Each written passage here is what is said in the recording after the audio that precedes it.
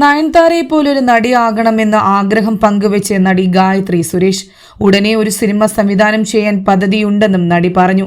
സമൂഹ മാധ്യമത്തിന് നൽകിയ ഒരു അഭിമുഖത്തിലാണ് നടി ഇക്കാര്യങ്ങൾ തുറന്നു പറഞ്ഞത്. തലൈവി എന്നൊക്കെ പറയുന്നത് പോലെ ഒരു നടിയാകണമെന്നും സിനിമ സംവിധാനം ചെയ്യണമെന്ന് ആഗ്രഹമുണ്ടെന്നും ഗായത്രി പറയുന്നു. തന്റെ കണ്ണിലൂടെ ഒരു സിനിമ പറയണമെന്ന് തനിക്ക് ചെറുപ്പം മുതലേ ആഗ്രഹമുണ്ടായിരുന്നതായും അതെന്തായാലും നടക്കുമെന്നും താൻ സിനിമയെടുക്കുമ്പോൾ തന്റെ ആഗ്രഹം കല്യാണരാമൻ പോലൊരു ഫീമെയിൽ വേർഷൻ എടുക്കണമെന്നാണെന്നും നടി പറയുന്നു. പലപ്പോഴും ഫീമെയിൽ ഓറിയന്റഡ് സിനിമയാണെങ്കിൽ അത് പെണ്ണ് സഫർ ചെയ്യുന്നതും മറ്റുമാണ്.